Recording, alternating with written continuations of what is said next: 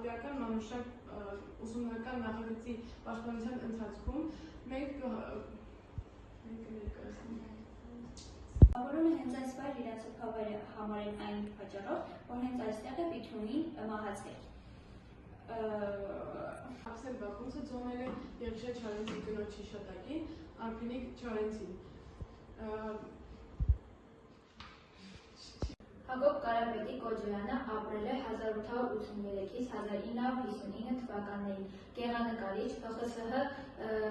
Ջրբաշյանը ծնվել է 1800-ին ծնված հայտնի բանաստեղծության այս տողերը մեզ հիշեցնում են, որ հայ գրականության ամենահայտնի ստեղծագործությունն է։ Բակունցը վերջնականապես այն հրատարակել է 1926 թվականին և զետել է Մթնազոր ժողովածուում, երկրաբանը ընկերոջ հետ այցելել է գյուղեր, որպեսզի դուրս բերի հնավայրերը և բերդերը։ Այս իրադարձությունները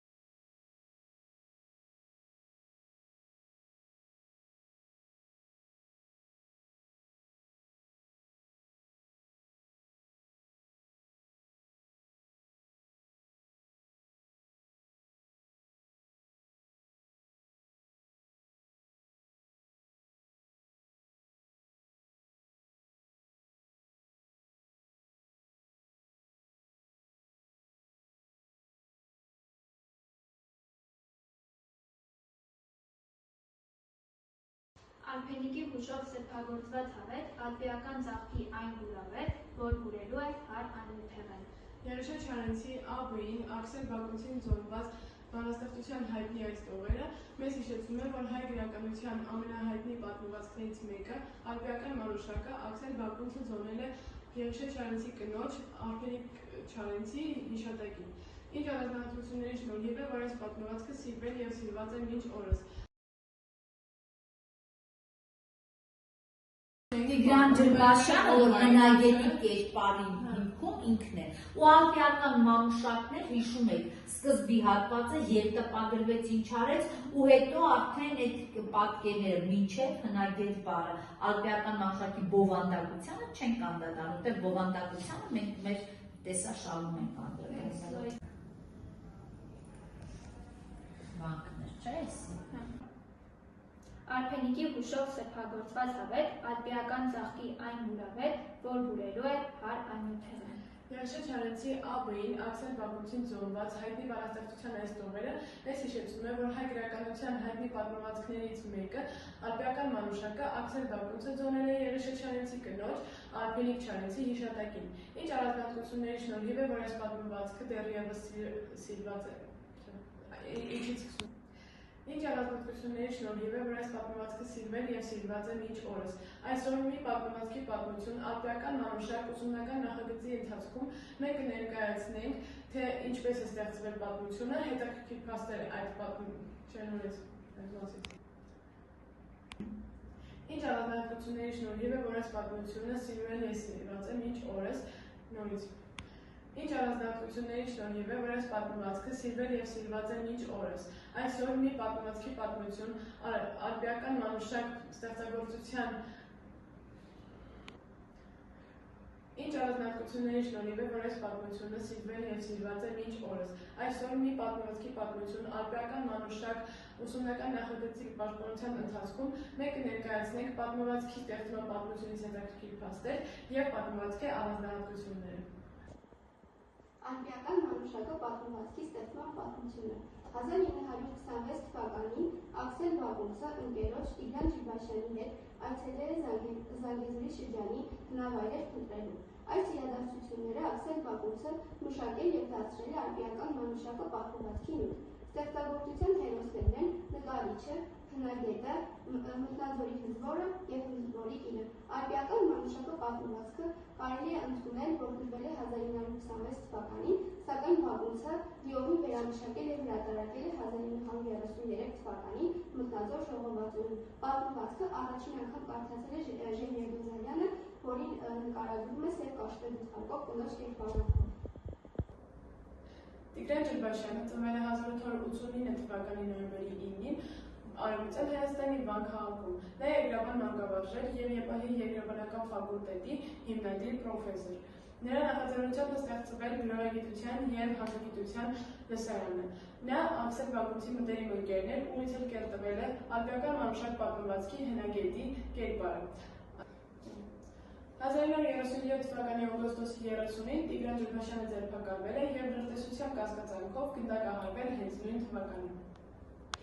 Հակոբ Կարապետի Կոջյանը ծնվել է 1883 թվականին Ախալցխա քաղաքում։ Գեղանկարիչ, նկարիչ, ժողովրդական գեղարվեստի հիմնադիր, 1889 թվականին տեղափոխվել է Վլադիկավկազ սովորել միջնակարգ վարժարանում, այնուհետև տեղափոխվել և սովորել Մյունխենի գեղարվեստի ակադեմիայում։ 1905-ից 1907 թվականներին նրա լավագույն գործերից էին Սասունցի Դավիթ, Քնած Պարսկուհին, ինչպես նաև 1935 թվականին Աքսել Բակունցի ալպիական մանուշակը և Սև ցելերի սերմնացանը պատմվածքների նկարազարդումները։ 1945-ից 1954 թվականներին դասավանդել է ՀԽՍՀ Գեղարվեստի ակադեմիայում, այնուհետև 1959 թվականի ապրիլի 24-ին մահացել է Երևանում։ Պատմվածքի մեջ կա մի նախտեսություն, որը ապացուցում է հայ համաշխարհային մշակույթի և հելլինիստական մշակույթի կարողության դերը մեր կյանքում։ Պետք է գլխարկով մարդը տեսավ այդ շպիտը, ինչքան ծանոթ էր։ Երևի նույն դեմք ունեցող մարդիկ նույն կերպ են շպտում։ Կնոջ վերին շրթունքը աննկատ դողդողաց։ Շպիտից շրթունքները կարմրեցին, որպես արնագույն մեղադի թերթեր շպիտից աչքերը փայլեցին։ Դելֆիի նավին տաճարը կառուցվել է մեր թվականությունից առաջ 900-րդ Ապոլոնի կողմից։ Ապոլոնը հենց այսպես իրան ընտրել է այն պատճառով, որ հենց այստեղ է Պիթյունին մահացել։ 5-րդ դարում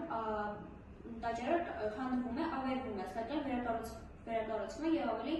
շքեղ տեսք է ունենում։ Պիթյունի տաճարի հենց մեջտեղում կանգնացված է լինում Ապոլոնի արձանը։ Շատ անգամներ են փորձել տաճարը քանդել, սակայն Թեոդորոս առաջին կայսեր